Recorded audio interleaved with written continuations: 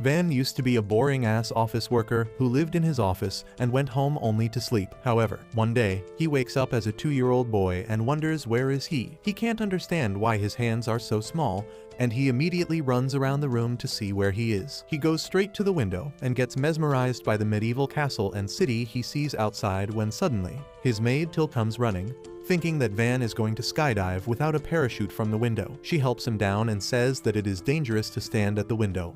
And Van tells her that he was just mesmerized by the scenery, so he couldn't help but look. Till doesn't understand how Van is speaking high-level English at 2 years of age when he should be watching Abilitiy Toilet and Fortnite Brainrot. Suddenly, Van recalls that he has faint memories of living in this place. He decides to do a quick recap and tells Till that his name is Van Ni Ferdio and his father is Marquis Jalpa. He also remembers the names of his 3 elder brothers, and Till thinks that this is the second coming of Newton. Soon, it is breakfast time, and 3 maids surround Van to feed him because he is so damn cute. Van likes the attention he is getting because even though he has the body of a 2-year-old, he is actually a middle-aged perv inside. Suddenly, Van's father, Jalpa, asks his sons their plans for the day, and they tell him about the subjects they are going to study today. Next, Jalpa turns his attention to Van and asks what he will do. Van seriously answers that he knows nothing, so he will start from the basics and learn about the culture and history of their country. His brothers are dumbfounded on hearing him talk like that.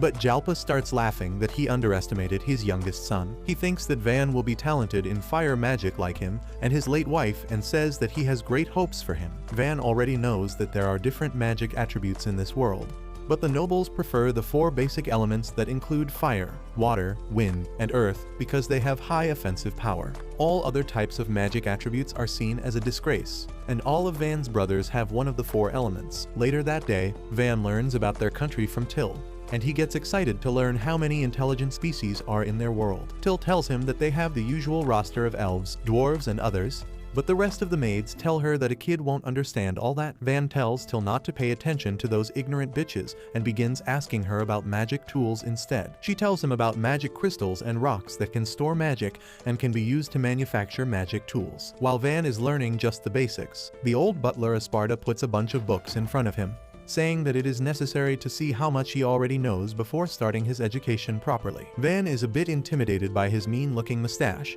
and tells Esparta that he can't read properly yet, but he knows a little bit of math. The butler starts with the very basics and asks him what 3 + 5 is. And when Van answers the question without counting on his fingers, the butler is so impressed that he decides to teach him personally. Van immediately knows it is going to be hell, and he is proven right as Esparta makes him study from dusk till dawn.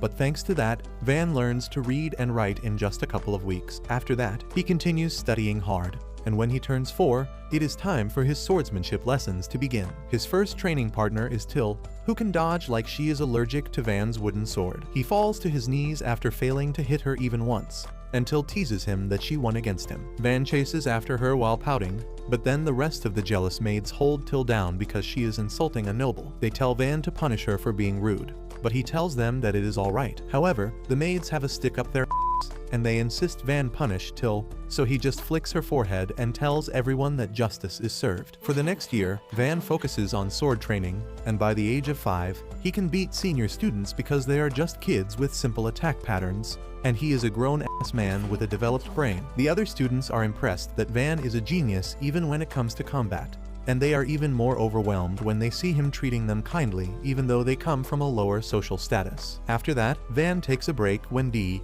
the deputy commander of the Knights, arrives there to check his hands. He finds that Van's hands are really smooth and there are no calluses, which makes him wonder how did he get so good without enough practice. Van tells him that he is too busy with his studies to train regularly, and Dee casually reveals that Esparta was ordered by the Marquis to make Van's lessons thrice as hard. This comes as a great shock to Van, but now he understands why his lessons were so long and so hard. Dee asks him if he is interested in learning sword fighting, because he will plead with the Marquis to reduce his lessons so that he can train to become the greatest swordsman of their country. Van tells him that he wants to focus on both his lessons and sword skills, and Dee decides to train him personally for the best results. He assures Van that he will go easy on him since he is just a kid, but that was a bigger lie than everything any politician has said. Dee's lessons are diabolically hard, But despite everything, Van enjoys the life after being reincarnated. Another year passes, and now the 6-year-old Van is known as a genius throughout his territory. However, he gets burnt out because his life revolves around books and swords. So one day, he tells Till that he wants to go outside. Soon, she takes him to the market along with 2 knights,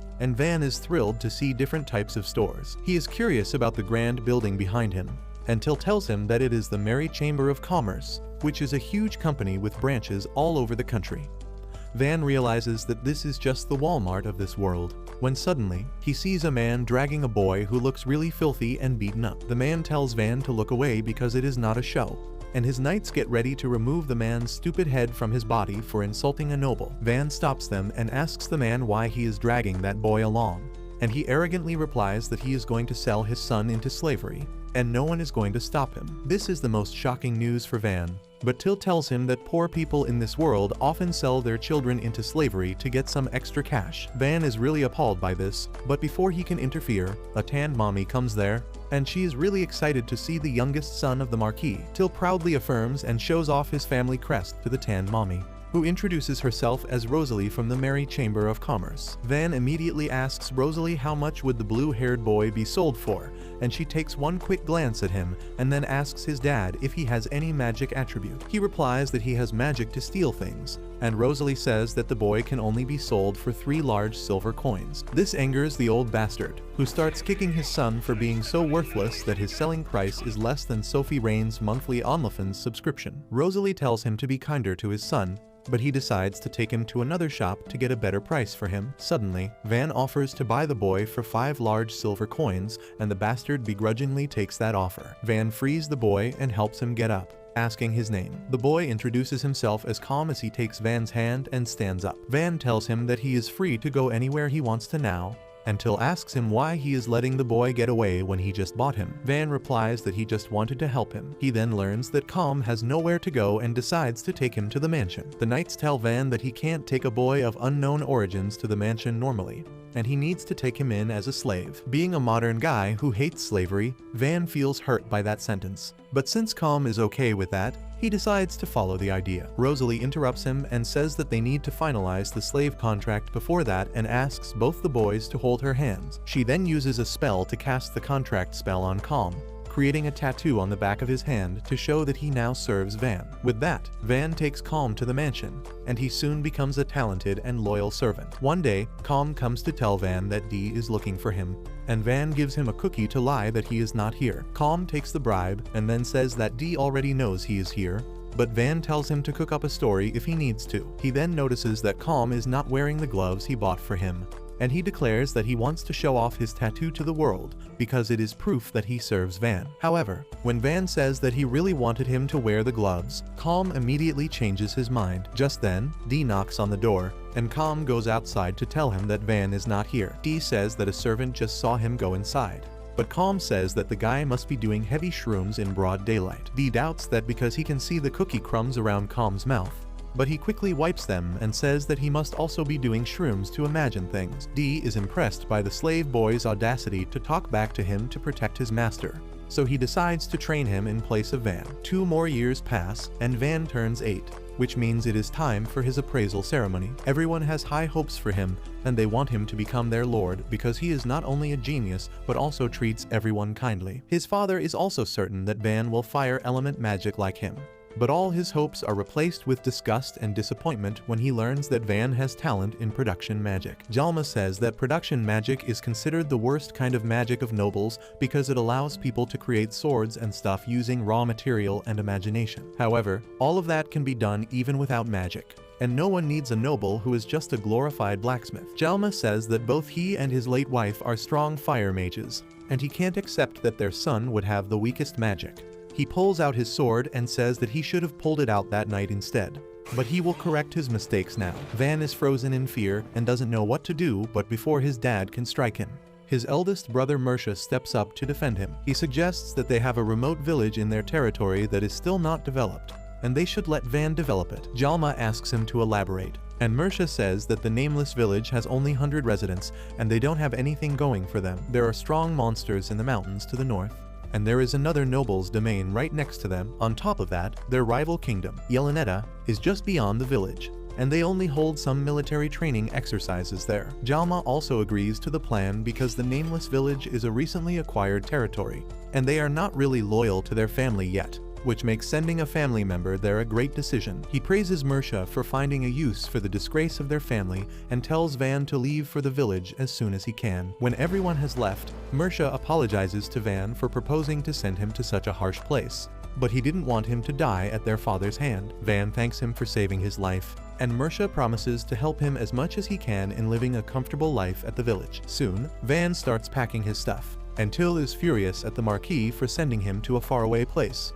But he tells her that he is actually looking forward to it because he will have a lot of free time there. As his luggage is loaded in carriages, Van thinks how his dad didn't allow him to take any knights along, and Mersha had to hire adventurers to guard him. On top of that, he was only allowed to take Calm with him at first. But thanks to his brother's intervention, now Till is also coming with him. Suddenly, Dee comes there and tells Van that he is coming along to complete his training. Van absolutely doesn't want that and says that his father has forbidden the knights to go with him. Dee replies that he hasn't gotten any news about that, and he even brings 2 of his knights with him. That is not all, as Esparta also comes there, telling Van that he has taken an early retirement from this mansion, and he will come along with him to continue teaching him. Once the carriage starts moving, Van feels a bit disappointed that he can't even use the family crest right now because his dad wants to send him away secretly. However, the entire city is gathered to bid him farewell because the knights are carrying huge banners saying Van is leaving. Van panics on seeing that and asks what they are doing, and the knights tell him that they are just following Dee's orders and they can't take down the banners until he says so. But he is asleep right now. With that, the entire city bids Van goodbye, and he promises to return to them someday. Later, Van takes a small twig in his hand and uses his production magic to turn it into a sword, which would require some sort of nuclear reaction to change wood into metal. But what do I know? Calm and Till are impressed by this, and Van says that he just wants to see if there is a good way to use his magic that is said to be useless. Till then tells him that they are near the village now, and Van is excited to see it. He tells Calm that if he doesn't like the life at the village, he can always return to the mansion. He is ready to nullify the slave contract and assures Calm that he can serve Mersha, who will treat him well. Calm immediately refuses, saying that he has already sworn to serve Van, and he will stay with him till the end. Van gets a bit taken aback by this because it sounds like a proposal, which is something he never got in his past life. Suddenly, the carriage rattles and comes to a stop, and Van opens the window to learn what is going on. A knight tells him that there is trouble ahead because the village is under attack by some bandits. Van immediately calls for a meeting, and Dee tells him that the bandits are used to fighting, so the villagers won't stand a chance against them. There are around 50 of them, and though the thick wooden wall is stopping the bandits from advancing, they are using arrows to attack the villagers beyond that. Dee tells Van that they should fight the bandits because they can drive them off if everyone works together.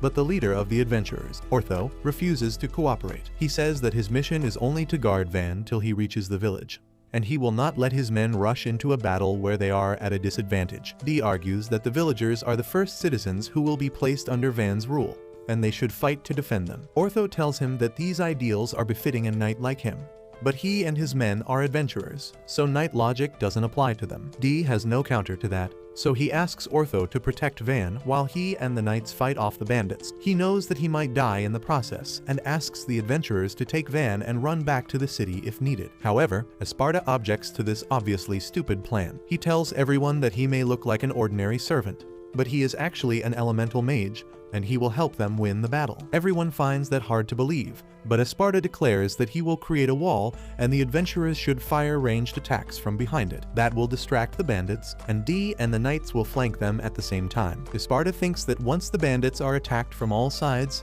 they will flee. Van asks him if he plans to stay back and fight, and the old butler affirms, saying that he needs to keep attacking to make the bandits focus on him. Van says that it is dangerous and he can die, but Esparta wants to go out in a blaze of glory. Van tells him that he can't die in a place like this after faithfully serving his family for decades, and he doesn't want the knights to die either. He knows that if he loses Esparta and Dee now, he will fail to develop the village on his own, and his father will surely execute him for his failures. That is why Van thinks of an alternative and announces that he will act as the decoy. Everyone is shocked on hearing this, until immediately refuses to let that happen. She says that she will be the decoy instead, and Calm is ready to take her place. Van replies that he doesn't want to see anyone close to him die. That is why he will become the decoy. He plans to ride the carriage and attack the bandits head-on, giving others the chance to attack them from the sides. Dee thinks it is too risky, but Van reminds him that he trained under him, so he won't die so easily. And even if he dies, there can't be a greater end for a noble than to die for his people. He draws his sword and tells Dee to leave his body behind in case he perishes,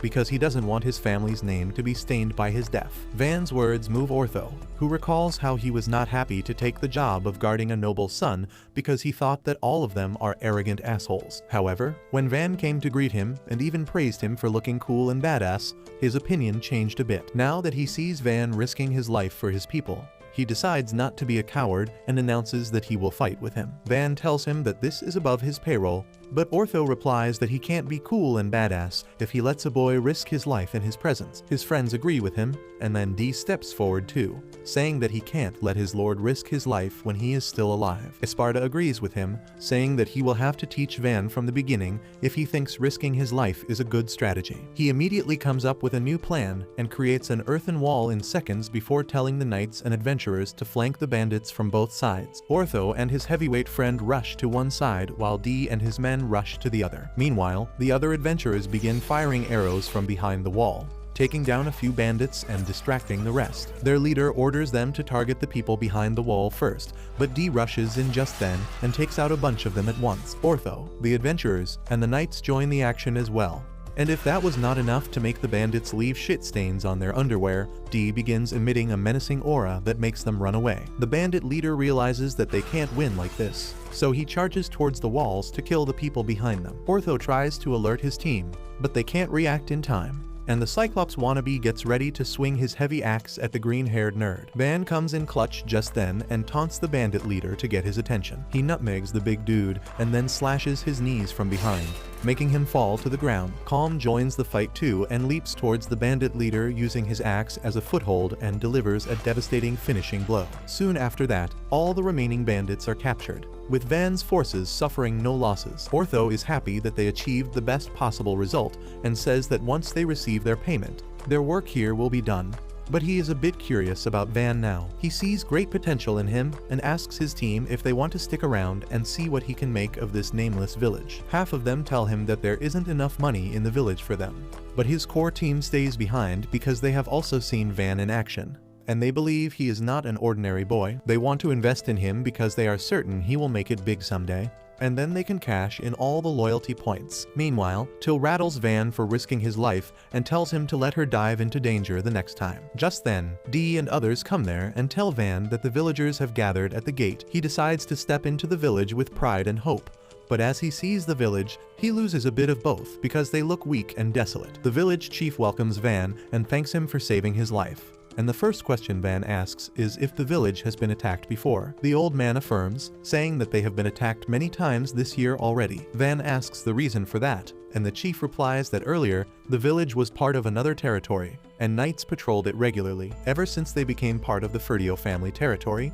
no one has come to look after them. Van apologizes for that and says that his father doesn't recognize the value of the small villages yet. This pisses off the villagers, and the old chief asks if nobles think small villages are not worth protecting because they don't pay much tax. Van tells him it is pointless to blame anyone, and this makes the villagers even more angry. They say that a noble would never understand what they go through, but Van says that they are talking about the future of the village, and his anger is unnecessary here. He says that the nobles are responsible for the condition of the village, but the laws written by the founder of the kingdom are the main reason. He says that blaming the law won't change anything, and they need to do something else to protect the village. The first way is to produce something so valuable that the kingdom can't ignore them. The second way is to earn enough money to hire mercenaries to protect themselves.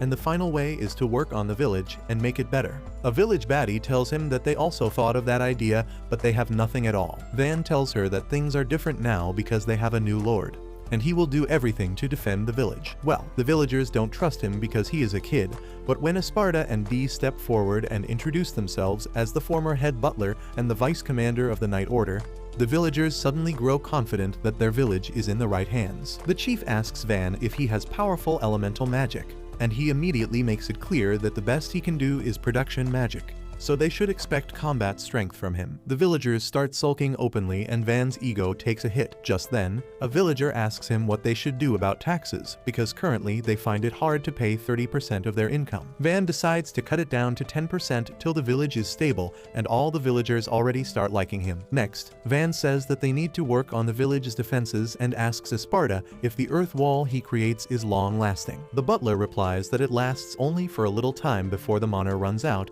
and then it becomes just a pile of soil. Van decides to build a sturdy wall later, but asks Esparta to create one with magic in the meantime. The old butler immediately creates a huge wall all around the village, and everyone is dumbfounded on seeing that. After that, Van says they need pitfalls and traps to slow down any bandits, and Dee asks him to leave that to him. Van then turns to the villagers, saying that they need to work together to rebuild the village, because then making it a successful place won't be a far-fetched dream. After that, Van goes to the forest to test out his production magic fully. He takes a small wooden log and uses his magic to fully feel every inch of it. He then splits the wood into very fine threads and then weaves them into a strong pattern, creating a solid pride cube. Till and Calm ask what it is, and Van tells them that it is a nanomaterial cube, which is really strong. He creates a bunch of them, and soon Ortho and his friends pass by. They get curious about the RGB cubes, and Ortho asks if he can try cutting one. He tosses a block in the air and then swings at it with full strength, but the block hits a nearby tree, and there is not a single scratch on it. Ortho is in disbelief because his strike could cut through stone, but the nanomaterial cube is still intact. After that, Van starts experimenting with his magic some more and keeps creating weapons and stuff till the sun starts to set. Till asks if he is not tired because production magic is said to consume a lot of mana, but Van feels completely fine. He wonders how much mana he has and casually creates a katana from wood, because who cares about science and conservation of energy and matter when you have magic? Calm's eyes start gleaming on seeing a new kind of sword, so Van gifts it to him, and then Till starts watching him with pleading eyes as well. Van gives her an axe, and Till is not happy at all because it has a creepy skull design that doesn't go well with her cute vibe. Later that night, as Till and Calm sleep, Van sits in front of the campfire, unable to rest. He feels tired after traveling and fighting, and also filthy because he has not had a bath in days. He thinks that his servants act fine, but they must also be tired, and he needs to get some basic facilities before working on the village. So, the next day, Van begins piling nano cubes in an open space to create a house out of them. The villagers gather around to see what he is doing, and even Van is not sure if he can create something so big. However, he focuses on the details and steps to build a house. First, he erects sturdy pillars that will support the weight of the ceiling, and then builds walls around them. Next, he builds more rooms with doors and windows, and then adds the roof to complete the building. With that, his house is complete in an instant, and no one can believe that Van built a whole mansion in a matter of seconds. But he is happy that he now has a house to live in comfortably. The entire village and Van's friends keep staring at the mansion with their jaws dropping to the ground, until says that his production magic is more suitable for governing a territory compared to elemental magic. Van acts humble, saying that offensive magic is still better overall because it allows a noble to protect his people. He feels that people feel better under a noble who can cast fireballs as compared to a glorified construction worker. Till and Calm disagree with him and say that they would rather live in his town than in his father's, but Van thinks they are just biased towards him. But Esparta believes they are right. He tells Van that in times of war, people might prefer to live under nobles with strong attack power, but in peaceful times, his ability is the best for their development. Dee, Ortho, and others also share the same sentiment, and they tell Van how unbelievable it is that he created a house faster than Usain Bolt runs 100 meters. Van tells them that if they bring him wood, he can build houses for them too, and both Dee and Ortho get fired up to collect wood and get their house made first. Well, they are not the only ones who want to get a new house, and the village chief timidly asks Van if they bring lumber, he can build houses for them too. The villagers start telling him how their houses are broken and not worth living in, and Van realizes that it is going to be really exhausting to renovate all of them. However, he doesn't want to disappoint his people, and it is true that their houses are waiting to crumble at any moment. He agrees to build houses for them if they bring him wood for that, and everyone is overjoyed on hearing this. Soon after that, Van creates an entire residential block at once, and people are still in awe at his skills. They say that it is one thing to have a huge mana pool,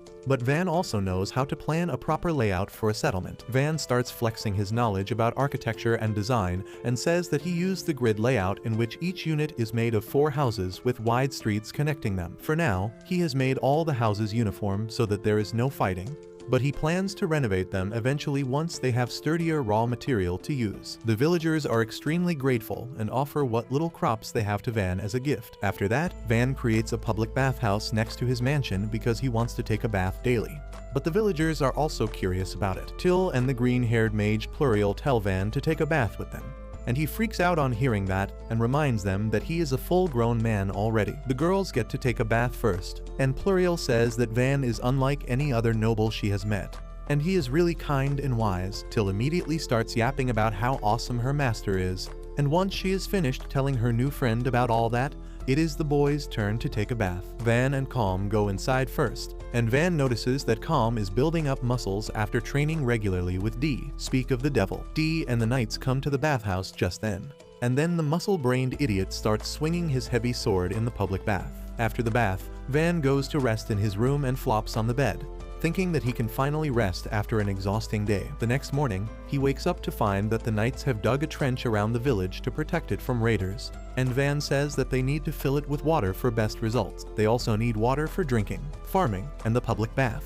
So Van decides their next priority will be to secure a stable source of water. He immediately scouts a nearby water body, and then Esparta creates a small canal in that direction. Dee and the other boys start widening and lengthening the canal, and Van follows behind them, using his magic to stabilize the walls and the bottom of the canal to make them leakage-proof. He notices that Dee is having the time of his life digging the hard soil, and Esparta says that he is quite active for a man in his early 40s. Calm and the knights are working their asses off as well, and Van thinks that it will take at least a week for the canal to be complete. However, he is determined to secure water for the village because once they have all the basic facilities, merchants will start visiting them, and he can improve everyone's standard of living. Well, Van seems to have overestimated the enthusiasm of his workers, and just by the end of the day, they are halfway to the village. Van says it is enough and tells them to stop, and Dee asks him what the issue is because he can keep going. Van tells him that not everyone has Big D energy like him, and Calm and others are trembling like their mom's favorite toy. Dee realizes that not everyone is built like him,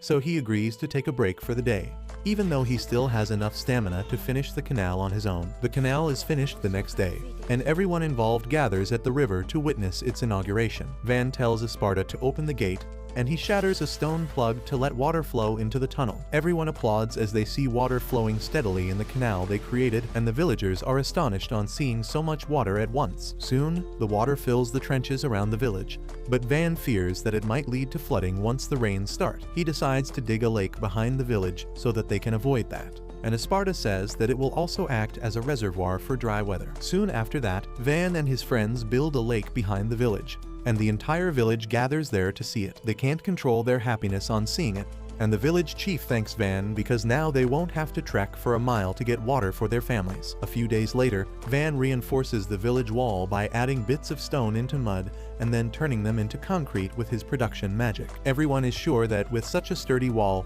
it won't even matter if the bandits attack them. But Van is not satisfied. He decides to make their defenses even stronger by installing Abilitiy on top of the wall and puts shields in front of them so they can attack the enemies while remaining safe from their ranged attacks. Van says they are just basic things, but everyone disagrees with him because they look really cool and impressive. They think that no one will dare to mess with their village now, and Esparta says that it is wrong to call this place a village because it is already starting to look like a fortress. Dee says that if Jalpa knew Van was capable of this, he would never have sent him away and would have even made him his successor immediately. Esparta disagrees, saying that Jalpa gives much more importance to combat abilities, and he would never have appreciated Van's talent fully. Dee argues that Van has more than enough combat strength, and he is probably stronger than anyone out there. Esparta argues back that Van's power is great for protecting people, but he can't conquer other territories. Dee takes this as a personal insult and says that war is more than just soldiers clashing swords with each other. Seeing that the two men are getting more serious than they should, Van asks them to stop. He says that arguing about talent and its use won't do them any good,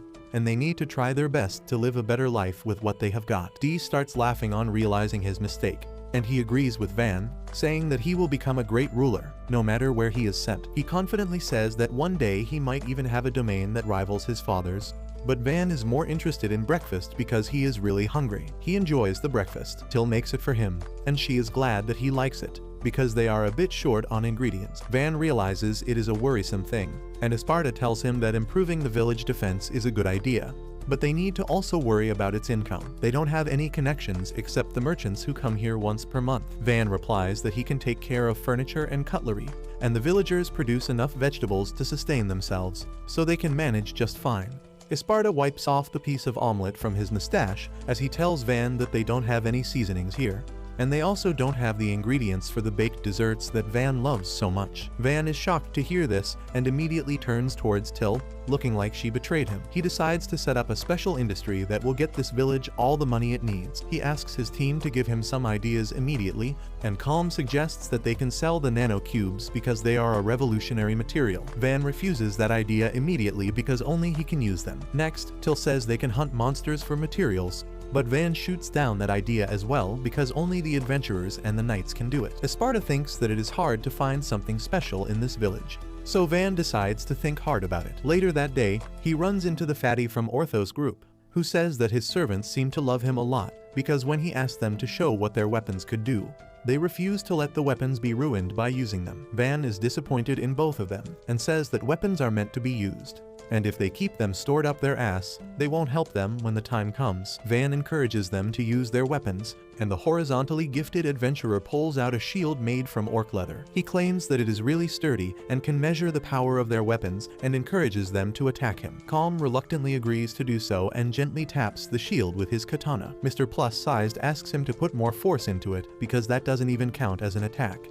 But the very next moment, he notices a part of his shield falling to the ground. He can't believe that the shield he just got made is destroyed now. And on top of that, Van tells him that the sword looks like metal, but it is only made of wood. This makes Fatty cry really hard, but Van fixes his shield with his magic instantly. Just then, Ortho arrives there, and he asks Van if he wants to buy some valuable ores from them. Van is astonished to see him carry a cart full of rare minerals, and Ortho explains that the mountains near the village are full of ores and minerals, and they don't even have to go far to get them. He has got some iron, copper, and silver ore, and also a little bit of gold. However, the most valuable find is mithril ore, and Van goes crazy on seeing it. He wonders why no one else has found out the resources in the mountains before, and Ortho says that this place is just too far away and inconvenient for anyone to bother to look. After that, Van decides to work on the iron ore and turns it into a nanocube as well. Fatty gets excited on seeing it and asks Van if he can make swords with that. Van still feels bad about his shield, so he agrees to make one for him, and Fatty asks him to make a short sword and a long sword. Van works on the short sword first, carefully imagining all the details to make it durable, sharp, and also beautiful. Fatty is delighted on seeing the sword, and the rest of the adventurers swarm him to get a closer look, while Van creates a longsword in the same design. This makes the adventurers go cray-cray, and they ask Van if he can make swords for them too. He decides to make one each for them because they brought the ores, and then Pluriel tells him that the swords look like they can sell for a lot. Van thinks that if he can make swords out of mithril, they may sell for even more when Esparta arrives on the scene. He checks the mithril ore and says that it is very rare to find, but if the adventurers found it in the forest before even entering the mountain, it can only mean that there is a dungeon nearby. He says that if a dungeon is discovered here, the village will suddenly shoot into the limelight, and thousands of people will come here each day to explore the dungeon. While it will be a major boost for their economy, Van knows that they are not in the condition to support that many people. On top of that, he fears that they will be attacked by the rival country and even the neighboring nobles for the dungeon. Pluriel says that if a dungeon is found, Van's father will immediately dispatch the knights to protect it, and Van replies that his father has practically disowned him, so he will be sent somewhere else if this village becomes important. Pluriel now understands that Van wants to develop the village more and make it his permanent territory before discovering the dungeon and reporting it. And Ortho says that they will try not to go to the region where the dungeon can be. His friends also agree, and Van thanks them for keeping it a secret, even though they would profit more by being the ones to discover the dungeon. Soon after that, Van renovates the village once more with better quality materials, and Till is worried that he is overworking himself. Just then, a villager comes running and yells that a pack of armored lizard monsters is approaching the village. Van immediately orders everyone to get inside the walls and then locks the gates. The villagers are terrified of the monsters, but Van asks them to fight alongside him because together they can defeat any obstacle in their way. The villagers are motivated by Van's pep talk, and they swear they will fight till their last breath to protect the village.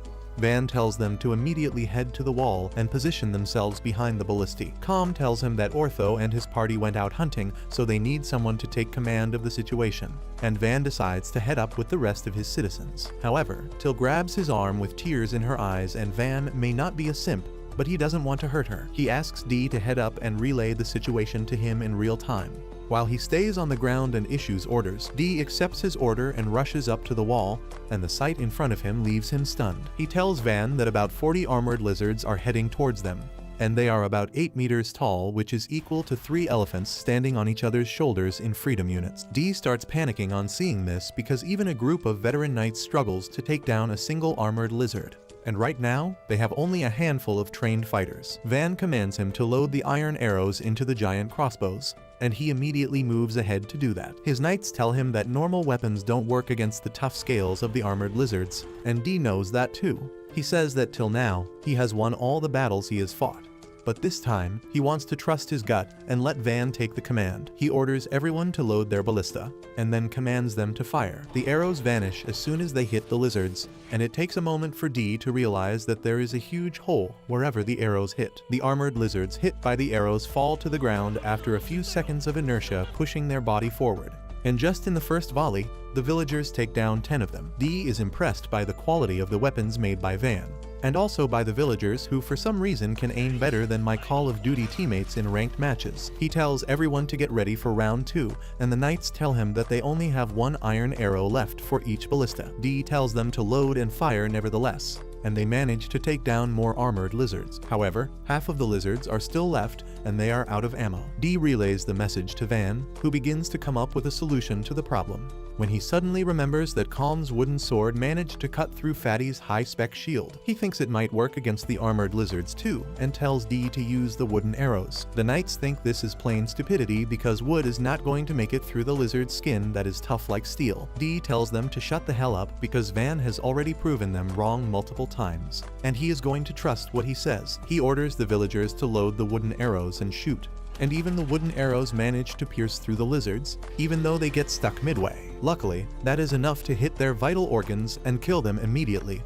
and now Dee knows that no one can beat them. He tells the villagers to load and fire once again, because tonight they are going to feast on lizard meat. The villagers follow his command and make it rain arrows on the armored lizards, wiping out whatever is left of them. Dee proudly declares their victory to Van and the rest of the villagers, who start cheering loudly. Till hugs Van tightly, and he is still trying to process that his wooden weapons actually worked against powerful monsters. Back on the top of the wall, the knights remark how no one from their side got injured, and they still have a lot of ammo left. Dee thinks that the battle was over so quickly that he feels a bit disappointed, but it just shows how OP Van's ability is. Soon after that, the villagers start processing the lizard corpses under the guidance of Ortho's party, who returned quite late. Ortho tells them to preserve the eyes, fangs, skin, and magic core for selling, while the meat is to be stored for eating. He says that usually processing armored lizards takes a lot of time and most of the meat rots before they can use it. But thanks to the knives Van has made, the work is really easy. Just then, Van arrives there and inspects the mountain of meat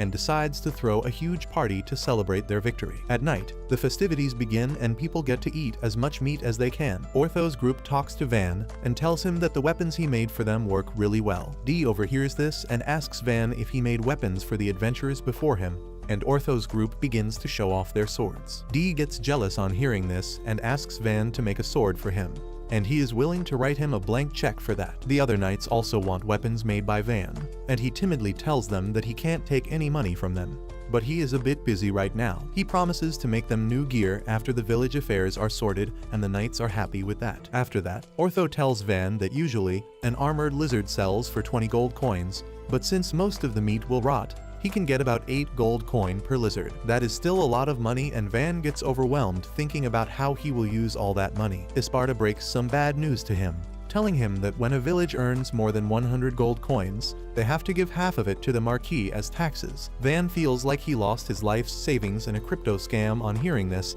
and asks if there is any way they can commit tax fraud. Isparta tells him that they can't hide the sale of so much material, and Van loses all hope. However, he is more worried about his father discovering the importance of this village, because then he will exile him to some other faraway place. Suddenly, Esparta comes up with a solution, and says that they can compromise on the situation by reporting to Mercia instead of Jalpa. Van realizes that they can give the glory of defeating the lizards to his elder brother, which will cover up their actions and let them stay in this village for longer. The next day, two merchants come to the village and they get bamboozled on seeing the huge fortress-like wall in front of them. They start blaming each other for reading the Google Maps wrong and losing the path, when suddenly, Van appears on top of the gate and welcomes them to his village. The merchants are shocked because they recognize Van as the genius son of the Marquis, and wonder why is he in such a remote place. They introduce themselves as Bell and Rango from the Merry Chamber of Commerce, and Van lets them in. As soon as the merchant brothers reach the warehouse, their jaws drop halfway to the floor on seeing the materials harvested from the armored lizards. They find it hard to believe that such a tiny village hunted all these monsters, but Van just wants to know if they can buy all this stuff from them. The merchants immediately say yes and ask Van to wait for a month because they need to arrange for a whole team to evaluate and transport everything. Van agrees to that and asks them to take some meat for free because it is going to rot anyway since he can't create a fridge right now. He then asks the brothers to take a look at some weapons that are also for sale, and they are blown away by the quality. They immediately agree to Van's asking price without bargaining, and he asks them to promote them. The brothers hesitate to answer that question, and Van realizes that these noobs think they are pros who can monopolize the trade of his swords. He tells them that even if they try to keep it a secret, people will find out about the village because they can find out the route they take. The brothers are shocked to hear this, and Van tells them that there is another way they can make insane profit. They are eager to hear that, and he tells them to set up a shop in their village. The brothers immediately take up that offer and bow before Van to show their gratitude, and he tells them that they should build their shop right away, before they can even understand what he is talking about. Van creates the shop they always dreamt of opening, and tells them that he is looking forward to doing good business with them. Soon after that, Van gets two guests that he is not expecting at all. One of them is a noble girl nearly his age, and the other one is a badass night mommy guarding her. The night mommy is already judgmental and declares that she will find out if Van is really a genius or a poser. Meanwhile, Van is getting homework from Esparta, who tells him to plan a city for 10,000 people to live in, because at the rate they are developing this village, it will become a city in no time. He asks Van what kind of fortress city he wants, saying that square-shaped fortresses are most common. However, Van can't not be extra, and he says he wants to build a star-shaped fortress because that will force attackers to waste a lot of time trying to cover the defense points he will set up around the fortress. Esparta likes the idea and starts helping Van with it, when the redhead knight barges into the room, saying that an emissary from the neighboring Ferdinando County is here to see him. Van lets them in, and they turn out to be the same noble girl and the mommy knight. He greets them, and the mommy introduces herself as Mira, who became a viscountess after rising from the rank of a knight. The girl nervously introduces herself as Art, the youngest daughter of Count Ferdinando, and Van asks both of them to have a seat. Mira immediately asks Van why he thinks they are here, and he says they are here to assess him and win him over if he seems like a threat. She starts laughing on hearing that because Van is correct, and then says that Count Ferdinando thinks that Marquis Jalpa sent his genius son to rule this village because he wants to conquer his territory. However, Mira thinks that Van was sent here because he doesn't have elemental magic. Van decides to come clean and tells her that she is right about the elemental magic stuff, but he is not here to lead any sort of war, and he was just exiled by his father. Mira refuses to believe that after seeing how much Van has developed the village in a short time, and she believes that around 5,000 soldiers were sent with him to turn this village into a military base. Van breaks out into a laughter on hearing that, and then apologizes before telling Mira that he was kicked out of the family with nothing but his luggage and calm, and no one even came to see him off. Mira asks if she is hallucinating the butler and the deputy knight commander then, and Dee says that he came to complete Van's training of his own accord, and he has ignored messages from the knight commander to return to the city. Esparta also tells her that he retired and is now teaching Van as a hobby, until says that she wants to serve Van forever because he treats everyone kindly, no matter their social class. That still doesn't explain the rapid development, and Van decides to give his guests a demo because that will be faster. He takes them outside the village and asks Esparta to create an earthen wall so that he can turn it into a fortress-grade wall. Mira is impressed by the old butler's magic, but she says that the wall will crumble as soon as it loses mana. Van immediately uses his magic to transform the mud wall into solid concrete, and then uses some wood nanocubes to create a gate. Mira and Art are bamboozled on seeing this, and ask Van about his magical attribute. He replies that he can use production magic, which is considered the worst kind of magic, and that is why he was exiled here. Hearing that reminds Art of her own unfortunate life, and then Mira decides to get to her second agenda. She tells Van that she was sent here to offer Art's hand in marriage to him,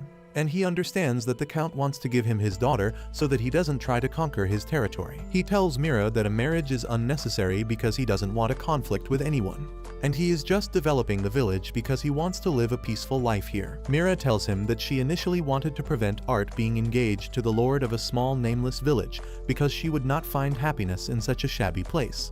But after seeing Van's potential and character, she supports their marriage. She starts praising his intelligence, charisma, and the willpower to turn hardships into challenges, and says that if it was legal, she would want to marry him herself. Van gets excited at the idea of having a mommy waifu, but unfortunately, he can only get Art right now. Mira turns to Art, asking if she wants to marry Van because she honestly can't find a better man. Art turns shy and says that Van is a good guy, but she has not thought about marriage yet. Van also tells her to take her time because it is the most important decision of her night, and Mira says that they are going to stay the night in the village so they can think then. Van is shocked to hear that they are staying over, but when Mira asks if he has a spare room in a mansion, he decides to build an inn for them instead. After that, they have dinner, and Van decides to know more about the girl who might become his future waifu. She tells him that she likes cute things like flowers and dolls, and Van asks if he can see the dolls she has. Art is glad that someone is taking an interest in her, and she happily agrees to show Van the dolls in her carriage. Later, Van walks the two ladies to the inn, and Mira leaves the two kids alone so that Art can tell Van that he is a nice guy before running to her room. Van then returns to his mansion, where Esparta tells him that since the Count sent his daughter to marry the lord of a nameless village, she probably isn't an elemental mage either. Van now realizes that Art was also exiled from her home, and he decides to let her stay in the village if she wants to, even if they don't get engaged. The next morning, Till and Calm wake up Van in a hurry, and he asks them the reason for interrupting his dream when he was just about to kiss Sydney Sweeney. Till tells him that he has more important things than that in real life, and Dee and Esparta have already reached the site. Van asks them to at least tell him properly about what is happening, and Till says that he will know everything after he reaches Lake Van, the same lake he created a few days ago. Van is shocked to learn that the villagers named the lake after him, and he immediately makes a note to stop them from naming the village after him too. He soon reaches the lake to find that the entire village is already there, and Dee leads him straight to the cause of the commotion, which is a mermaid hiding in the lake. Esparta tells Van that mermaids usually live in beautiful rivers in deep forests where humans can't reach to pollute them. However, a few mermaids have appeared in the lake that Van made, and no one can understand how such a rare species came all the way here. Van decides to talk to the mermaid to learn why she is here, but she doesn't respond to his questions. He wonders if she is deaf or if she just can't understand human language, and comes up with another method that will surely work. He orders Till and Calm to bring some meat, and as Van thought, everyone understands the language of food. The mermaid swims towards him on seeing the roasted meat and asks if she can really eat it. Van tells her that it is all hers, and as soon as the mermaid eats it, she realizes that it is the meat of the armored lizard. She asks who defeated the armored lizards, and before Van can act humble and give credit to the village's teamwork, everyone unanimously declares that it was Van who defeated them all. The mermaid is satisfied on learning that, and she immediately goes underwater and vanishes. Van wonders if she will return soon, but Esparta doesn't see that happening because mermaids are more shy than Bigfoot. Surprisingly, the next day, the entire mermaid clan turns up at Van's door, and he is dumbfounded on seeing them. He is pretty sure they are here because he defeated the armored lizards and wonders if the mermaids worship those big scaly monsters. Esparta calls his idea idiotic and says they should ask the mermaids directly. Suddenly, the big and scary looking leader of the mermaids comes forward, thanking Van for treating his daughter nicely last day. Van tells him that he is welcome, and then the Mermaid King asks if he really defeated the armored lizards. Van affirms but adds that it was a team effort, but no one bothers to listen to that part, and they start gossiping and murmuring that a kid defeated such powerful monsters. The Mermaid King suddenly calls Van a hero and declares that he has the permission to marry his daughter Lotta. Van is taken aback on hearing this, and the Mermaid King asks him if he is not into lowly. He assures him that when Lotta grows up, she will be the mommiest mommy of them all. But Van can only look at the present, and he tells the Mermaid King that his daughter is a mere child right now. He says that Lotta doesn't seem to understand the concept of marriage as opposed to the other girl trying to tie him in forever, and asks the king if he has any reason he is offering her hand in marriage. The Mermaid King solemnly replies that they usually don't like hanging out with humans, but recently, armored lizards have infiltrated their territory and killed a lot of them. So he is willing to marry off his daughter to any hero who can defeat them. Van understands his logic now and tells him that he doesn't need to marry his daughter to him to ensure the safety of his people. He tells the Mermaid King to let Lotta marry whomever she wants when she grows up, because he is going to help them just for the love of the game. The Mermaid King asks if his people can stay in the lake if that is fine with Van, and he is ready to let them join his village. He immediately builds 2 floating rest houses in the middle of the lake, and the mermaids immediately feel at home there. Just then, Esparta reminds Van that they need to deal with the sewage, and the Mermaid King gets curious about that. Van explains their village architecture and how they use a giant flush system to send their waste away from their sewers. The Mermaid King offers to help since his people are skilled at waterbending and stuff, and thanks to them, Van's work becomes really easy. The Mermaid King asks him to leave the job of flushing sewage to the water dwellers, because that is the least they can do in exchange for a safe living space. Just then, Art and Mommy Mira arrive there, and they are shocked to see mermaids. The Mermaid King suddenly calls Van's son-in-law and thanks him for helping them, which shocks both the human girls. Mira asks Van if he married a mermaid when Art was the first in line, and before he can clear the confusion, Lotta proudly declares that she is Van's wife. This makes things worse between Van and Art, so he calls her out for a boating session the next day so he can clear the misunderstanding. Art tells him that she already heard the details from Mira earlier, so there is no confusion anymore. Van is glad to hear that, and then Art starts praising him for building a lake and developing his village so much. Just then Lotta comes there to greet him, and she gets jealous of seeing him with another girl when he is already her husband in her mind. Suddenly, more mermaid children also arrive next to the boat, and they begin calling Van the Meat Lord while rocking the boat and causing Art to accidentally fall on top of him. The kids stare at the scene in curiosity while Art gets nervous, but Lotta becomes even more jealous. She again asks Van what is this strange girl doing with her husband, and he reminds her that he turned down her father's offer, so they are not even engaged yet. Lotta just pouts and goes underwater on hearing this, and the other mermaid kids start hollering at Van for bullying their princess. They start rocking the boat really hard, and Art clings tightly to Van, who keeps bribing the kids with meat, but they don't fold. Later, the Mermaid King himself comes to confront Van, who is terrified of his stern expression. The Mermaid King says that he heard from Lotta that Van was flirting with another woman when he is already married. Art gets scared on hearing this, but Van makes it clear that he never said yet to marrying Lotta. However, the Mermaid King is not here to listen to logic, and he declares that they will have a competition between the merfolk and Van's people. If the merfolk win, Van will officially recognize his marriage to Lotta. Van is about to turn him down when Dee suddenly accepts the challenge on his behalf. He promises Van that as the deputy commander of the Knight's Order, he will surely bring victory to him. Even Esparta agrees with Dee for once, saying that the sooner they settle this issue, the more time Van will have for his studies. Mira is also nearby, and she also agrees with the idea. Van says that if he loses, he will have to get married right away, but Till and Calm tell him that there is no chance he will ever lose. He doesn't know how to stop them from Dee riding him all the time, and in the end agrees to the competition. The Mermaid King says that they can hold a 3-event competition to be fair,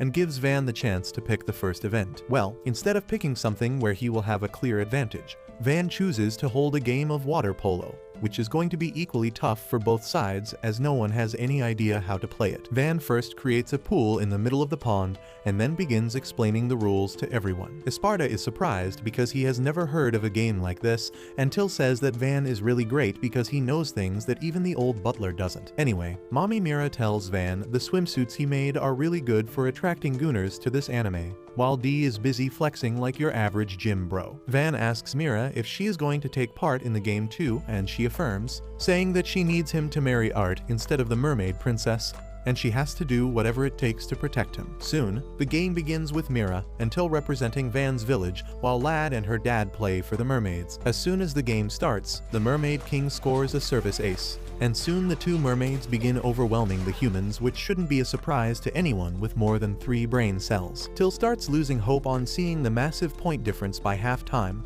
But Mira gets furious on hearing this and asks if her loyalty to Van will lose before such a small challenge. Her words fire up Till, and together they start taking back points from the mermaids in the second half. After a fierce second half, both the teams are at match point, and everything hangs on the next point. Mira jumps up to block the Mermaid King's spike, but he gets past her and Till is unable to defend it either. With that, the mermaids win the first round and Till is disheartened, but Mira acts like my cousin when he binge watches Haikyuu for the 8th time. Van is not happy to see her acting hopeful, even though they lost the first game, and then the Mermaid King approaches him with the second game idea. He keeps it simple and says they will do a swimming relay race, and Van realizes that he is screwed because it is going to be impossible to beat mermaids in water. However, D says that it will be super easy, barely an inconvenience, with him there, and Calm also volunteers to join the team. Soon, the competition begins with Lotta and Calm taking off. And as everyone expected, Lotta immediately takes a comfortable lead. Calm works his ass off to catch up to her, but Lotta is simply chilling, and she goes underwater to swim even faster to tag her teammate. Calm somehow follows her, and as soon as he tags D, the real game begins. D starts doing the butterfly stroke, which is the most difficult way to swim, and Van wonders why the hell did he choose that over the front crawl. The other knights tell him that butterfly stroke allows D to use his muscles to the full, and he rushes forth like a motorboat, overtaking the mermaid and winning the competition. The Mermaid King can't believe that they lost at swimming, but D is proud of his achievement. He happily walks out of the pond, unaware that he swam so fast that his swimwear was torn off from water pressure. After that, the Mermaid King approaches Van, still unable to digest his defeat, but ready to settle the matter once and for all. He asks Van to pick the third and final game, and he comes up with an idea that should be equally fair for both sides. He creates an ice shaving machine and then asks Pluriel to create some ice that he shaves and puts flavored syrups on. Everyone is confused about what they have to do, and Van says that the final competition is shaved ice eating contest, and he is going to take part in that himself. He asks for a partner, and Art raises her hand, shocking everyone. Soon, everyone is gathered in the Mermaid Wrist House, and the 4 participants have a huge bowl of shaved ice in their hands. Van wonders if it is too big, while Mira tells Art that it is still not too late to switch places. However, she refuses to stop fighting for her future husband, and as soon as Esparta gives the signal, everyone starts chugging in the shaved ice. Not a single one of them can escape the brain freeze that comes with eating shaved ice. But the Mermaid King is determined to make Lotta marry Van at all costs. He powers through the brain freeze and starts eating the shaved ice, and Lotta follows his example. Van thinks they are going to lose now, but Art gets over her brain freeze and starts eating the shaved ice 1 spoon at a time. That gives Van courage to keep fighting, and he rejoins the eating spree. After a few minutes of the most intense ice eating contest ever, Van and Art finish their bowls, winning the competition. The Mermaid King gracefully accepts his defeat, and Van is glad that now he won't be pressured to marry Lotta anymore. However, the Mermaid King still calls him his son-in-law and says that he has proven to be even more worthy of his daughter. He leaves for his home with that, and the perplexed Van wonders what was even the point of the competition. Just then, his stomach starts hurting because of eating too much ice, and everyone gathers around to check up on him. Meanwhile, Mira tells Art that she did a good job, but she can only keep watching Van as he is surrounded by his loyal friends. She wonders how can she enjoy the same kind of attention as him, because she has always been neglected since birth. When she was little, her father was always busy with work and barely made any time for her. Her mother wasn't interested in raising a kid either, so she handed her over to a nanny and went backpacking across Europe. No one paid her any attention as she grew up because she was timid and borderline dumb. The only good thing about her was her marionette magic, with which she could control puppets perfectly. Art thought that she could impress her mother with this, but she was horribly mistaken. Her mother slapped her and abandoned her because marionette magic was not considered useless, but evil in the hands of nobles. Everyone ignored her after that, and when she turned 10, her father sent her off to marry the lord of a nameless village. She was worried, but Van turned out to be a really kind man, and despite having a useless type of magic, he was still confident and everyone loved him. Seeing him now, Art decides to practice even more with her puppetry magic, so that one day, everyone will love her for that. The next day, Van gathers the villagers for some construction work and hypes them up with the promise of a barbecue party at night. Just then, Art comes there to greet him and asks if she can see him work, because she wants to be more like him. Soon after that, Van finishes building the star-shaped fortress wall he dreamt of for his future city, and Art is dumbfounded on seeing that.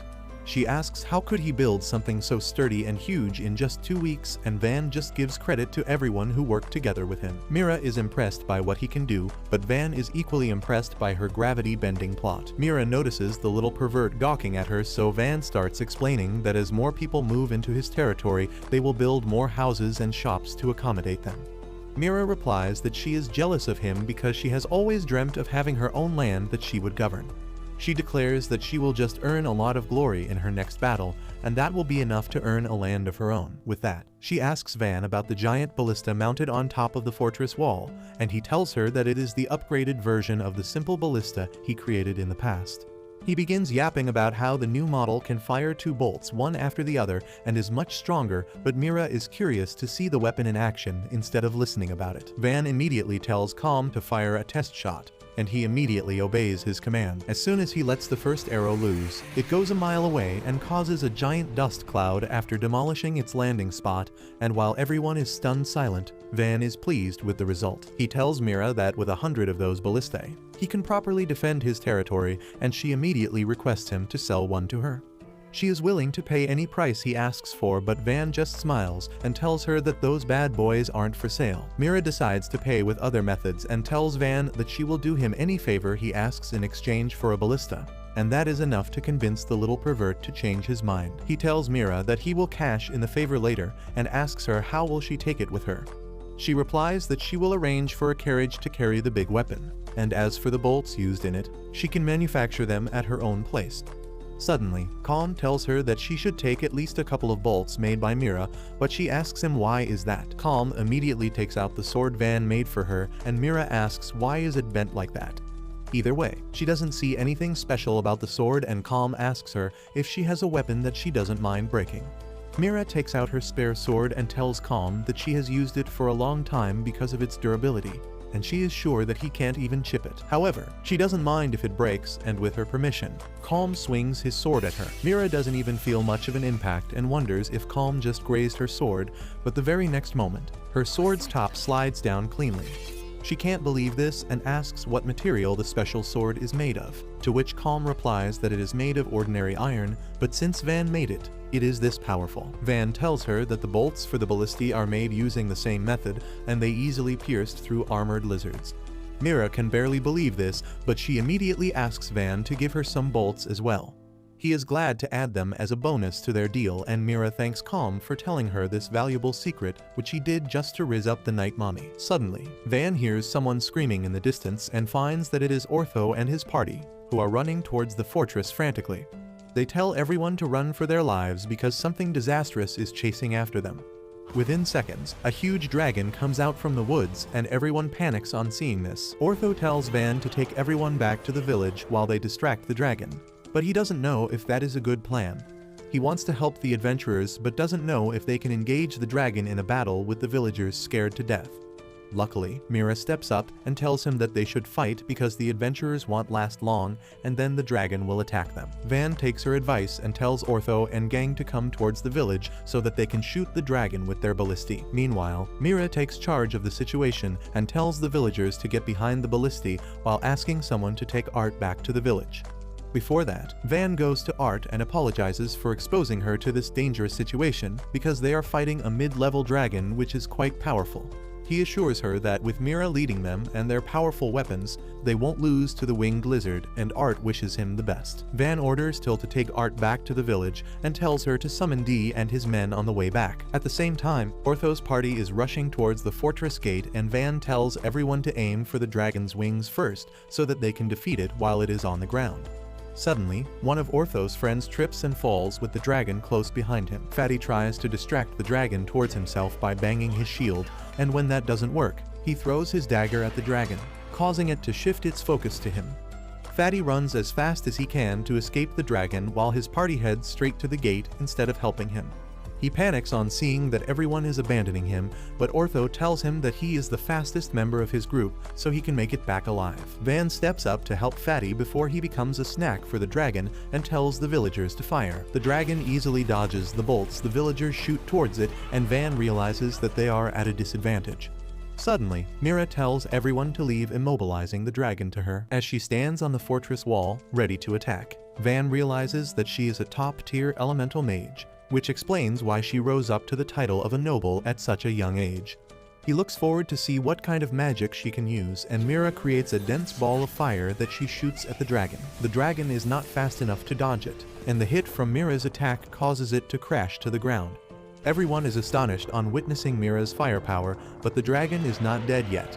As it gets back up, angrier than before, Van realizes that a dragon is much stronger than armored lizards, and they can't beat it at this rate. He orders everyone to fire at the dragon once it is airborne, but most of the bolts miss the dragon.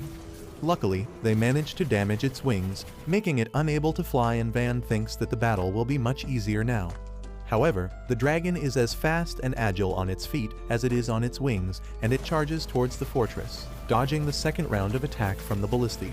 Meanwhile, the adventurers have reached the gate, and once they go in, Van decides to close the gate.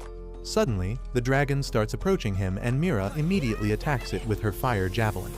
The dragon dodges it, but Mira curves her attack and makes it hit the monster from behind. That knocks the dragon to the ground again and creates a huge explosion, but it is not enough to defeat it.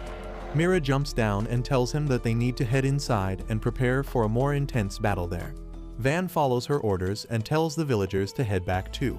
Meanwhile, the fire burns off the dragon's injured wings, and in its rage, it jumps on top of the fortress wall and crushes a ballista. Van wonders how it still has so much energy when suddenly Esparta starts walking towards the dragon.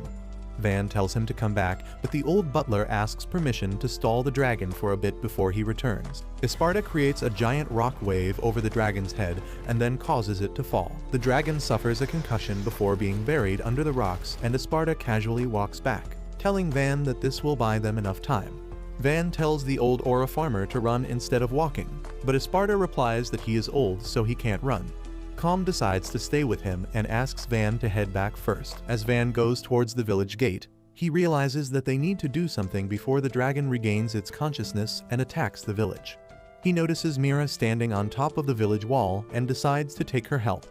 He tells her that he is going to cash in the favor she owes him now, and Mira is happy to hear that. Van tells her to pin the dragon to the ground as soon as it reaches the village, and then everyone can attack it with the old model Abilitiy. Mira agrees to his plan, and just then the dragon gets back up.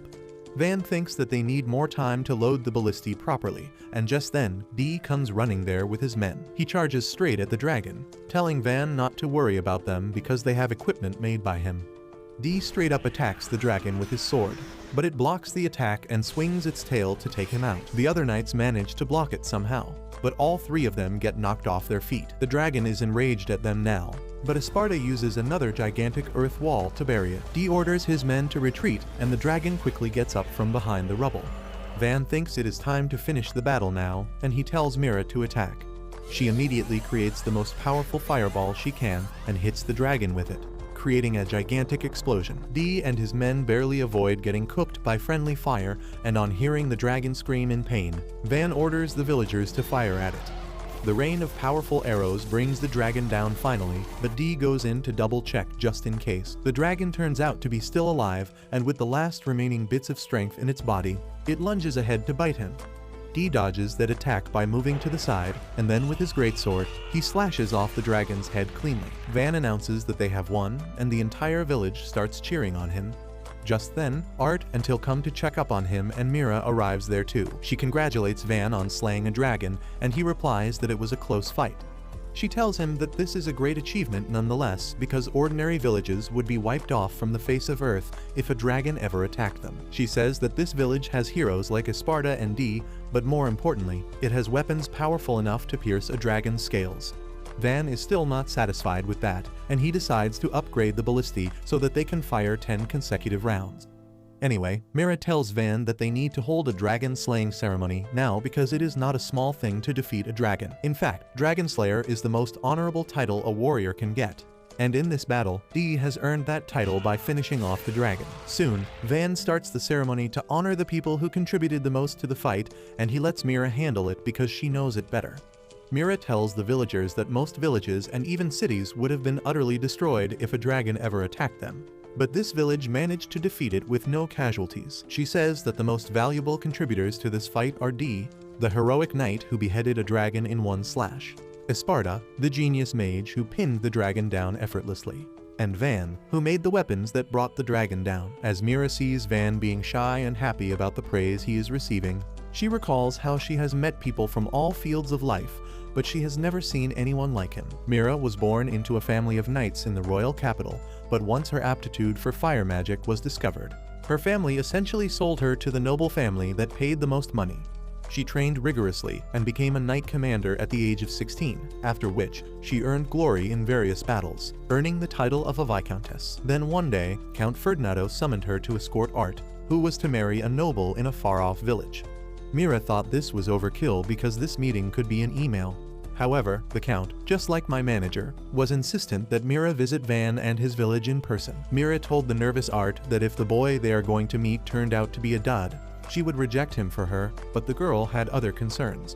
She asked Mira if she was being kicked out of her family because she is useless, and the mommy knight replied that all her siblings already have fiancés, so it is time for her to get one too. She developed a soft spot for Art, who was leaving her house at a young age just like her. Luckily, Van turned out to be the most amazing guy she had ever seen, and she is happy that Art is going to marry him. Suddenly, Mira steps forward and declares that she plans to form an alliance with Van. Everyone is shocked to hear this, and Mira tells Van that he is not receiving any support from his dad right now, so he can use the alliance to get support from her. On top of that, he won't have to worry about Count Ferdinando's army attacking him either. Mira tells Van that soon, the entire kingdom will know that they are close friends and no one will dare to mess with him. Van realizes this is a chance too good to miss, and he gladly accepts the offer to form an alliance with Mira. The next day, Van discusses their village's future with Esparta, who tells him that the strong fortress walls he built served their purpose in the battle against the wild dragon, and now he should shift his attention to village planning. Van agrees with him and recalls that Esparta wanted him to build a city that can house 10,000 people in the future. Esparta affirms and says that they should start looking for new residents to boost the population of their village and turn it into a city. Just then, Till enters the office to tell Van that the merchant brothers Bell and Rango have arrived along with other merchants from their company. Van gets excited to meet them and decides to sell the material from the forest dragon first, and then dive right into city planning. They go to the warehouse where the raw materials harvested from the dragon are kept, and Van asks the brothers how much money can he get for it. They tell him that a large forest dragon is quite rare and valuable, and on top of that, its scales, claws and eyes are in pretty good condition. They say that even with a conservative approach, he can get 100 platinum coins, which is enough to make him a millionaire even in the real world. Meanwhile, the senior merchants examine the carcass of the dragon carefully and then begin murmuring their strategy silently. Van approaches them and asks what they think, and they start rubbing their hands as they ask him to sell all of the dragon's parts to them because he can't find better business partners than them. They tell him that they will offer him the highest price he can get anywhere, and then say that he will get 60 platinum coins for everything. That is pretty low compared to what he learned from the brothers, and he decides to talk to them again before making his counter-statement. The senior merchants panic at this because the brothers are still not seasoned merchants like them and can make mistakes. They corner the brothers, telling them to play along because they are from the same company, and they should try to get as much profit as possible from this clueless brat. The brothers argue that they should provide a fair value as honest merchants, but the veterans tell them to take their honesty, roll it, and shove it up their ass. They are confident that no other merchant will come to this place, and Van will have no choice but to sell his items at the price they say. Van can hear them clearly, and he is about to speak up to the senior merchants, but the brothers beat him to it. They proudly declare that they plan to do honest business with everyone because they believe it will give them greater return in the long term, and they are sure that being honest with Van will be the best thing they can do. The senior merchants are not happy at this attitude, and they curse the noobs, threatening to expel them from the prestigious Merry Chamber of Commerce for not doing the best thing for the company. The two greedy bastards walk away with that, and Van asks the brothers if they will really be kicked out of the company. They affirm, believing that the higher-ups will probably side with the veteran merchants over new guys like them, and that means they are going to lose a lot of credibility. Van suggests them to start their own trading company instead, and both of them freak out on hearing that. They tell Van that starting a trading company is not easy, and they need to complete 3 big steps for that. First, they need to pay the Merchant Guild registration fee, and then they need to have a shop of their own. These are the easy parts, but the third part is getting an endorsement from a titled noble. Van knows only one noble with a title who can help him, and he immediately goes to mommy Mira with the request. She agrees to endorse the brothers without wasting any second, and Van asks her to think again because she might run into trouble with the Merry Chamber of Commerce that is backed by the royal family. Mira replies that a gigantic trading company will most probably not bother that a small-time noble is supporting a two-man company. On top of that, she wants to do things that will spread good things about her. And with this incident, she wants people to know how she helped two honest merchants start a company. Van quickly suggests that if she wants people to talk about her, she can take the credit for slaying the dragon because that way his family won't find it out either. Mira replies that slaying a dragon is a big thing, and people will investigate it independently to verify the claim. Their investigation will lead to Van and Dee, so he can't prevent his family from knowing that he was responsible for slaying the dragon. This hurts Van's hopes, and he fears that his family will summon him and hand over this village to someone else. Mira tells him that the only way to avoid that is by getting a title of his own. She explains that all nobles have a title that they can inherit or work hard to get. She claims that since she started from a knight, she had to take the longer route. But since Van is the son of a marquis, he can easily get the title of a baron from the king. Van doesn't understand how that can happen, and Mira tells him to claim the glory of slaying the dragon himself, because that is enough to get him a noble title. Van panics on hearing that because he doesn't want all the attention and clout, but Mira tells him that this is the only way. She can understand his worries as well, because when she first obtained a title, she also got many enemies, but she simply turned them to ash like the boss bitch she is. She tells Van to fire his Abilitiy at the enemies who try to harm him because that will definitely stop anyone from challenging him after that. Van doesn't know what to do with the most illegal but effective life hack he just learned. He asks Mira if she doesn't need the glory from defeating a dragon to get promoted. But she lets out her inner predator on hearing this and tells Van that she doesn't need a kid worrying about her. After that, Van goes back to the brothers and tells them that Mira is going to back them up. They are shocked to hear that, but that shock turns into happiness as they realize that they can open their own trading company. They immediately buy the dragon parts from Van for 130 platinum coins and then get ready to sell it in the capital. However, they run into a great trouble as they find that the senior merchants took away the carriages with them so that they are left helpless. The brothers are confused about what to do now, so Van offers to build a carriage for them. Just then, Mira also comes there and lends them her war horses, who are like Olympic-level athletes among other horses. Meanwhile, the two money-grubbing bastards are laughing that the brothers will come crying to them because they have no way to transport their items now, when suddenly, Mira overtakes them with the new carriage. The merchants take a second to process what they saw, and they realize that the brothers are going to form their own trading company with her support. Soon after that, Mira reaches the royal capital and appears before King Dino,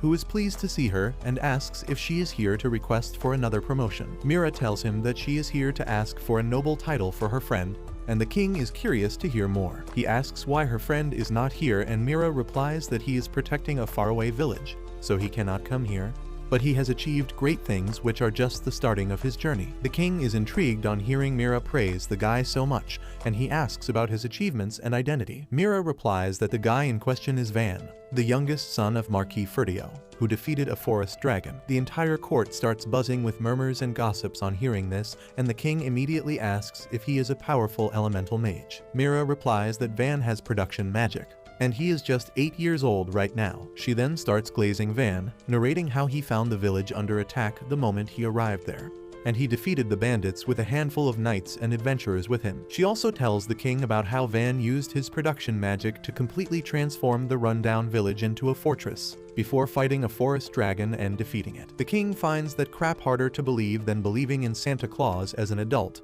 but Mira has brought a fang of the forest dragon as proof. She asks King Dino to come and see Van's village with his own eyes, because once he sees it, he will definitely promote Van and give him even more territory to rule. The king also likes the idea, and he grants Van the title of a baron. Mira announces that in public to get everyone talking about Van's achievements, wishing to see how interesting things get after this. Meanwhile, in the village, Van remodels the village houses and builds a few more of them to make it more full. He also builds 2 tall towers outside the village that serve as a proof of a big civilization, and also help to keep an eye out for threats. He decides to have lunch on top of the tower with his friends, and after that, they watch the village from high up. Esparta tells Van that they should start calling this a town instead of a village now, and he suggests the name Van Town for that. Van is pissed because he doesn't want his name to be used as a brand, but everyone thinks otherwise. After that, they have some cake that till baked since all the ingredients are now available in the shop set up by the brothers. Just then, Calm notices some people standing in front of the gate and Van decides to see who is visiting him now. As he opens the gate,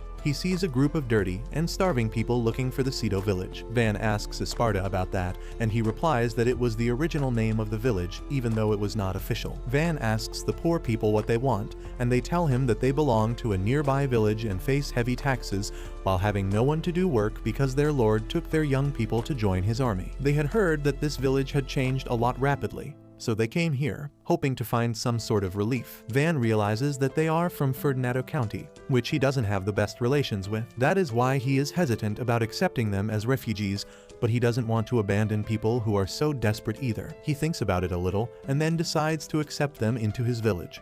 He asks them if they would like to become his citizens instead, and the leader of the group asks if he will really accept them because they have no money to pay taxes. Van tells them that they don't need to worry about taxes for a while, and he is going to make houses for them and keep them well fed. The villagers wonder if this is heaven on earth, and then Van asks them how many people live in their village. The leader replies that there are a total of 300 people in their village, and Van tells him that he will send some adventurers to escort everyone here. The leader gets emotional on hearing this and asks Van how can they ever repay his kindness. Van just acts humble and says that he will send some carriages as well to bring their luggage, but the village leader replies that they have cows that can transport everything. Van gets curious on hearing that, and the leader tells him that they have 10 cows in their village because they have huge pasture fields nearby. Van is really happy to hear that because with cows, they can start a dairy in his town, and he can enjoy all sorts of milk products. Soon after that, Ortho and his friends escort the neighboring villagers to Van Town,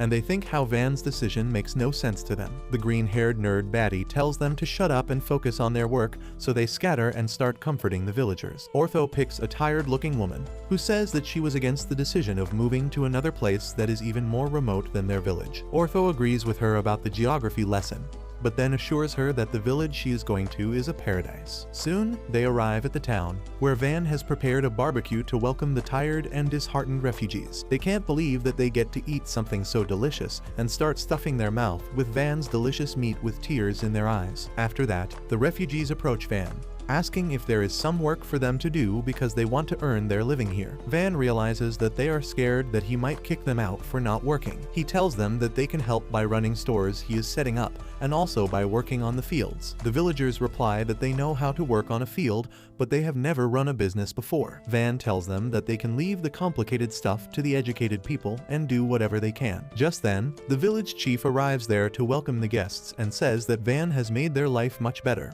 and now they want their new friends to enjoy that life too. The villagers are already overwhelmed by this, but Van is not done yet. He has prepared cake for them using the milk they got from their cows. He tells the new residents that their lives are only going to get better as he develops the village into a town and then a city, and everyone feels that they can finally live after just surviving all this time.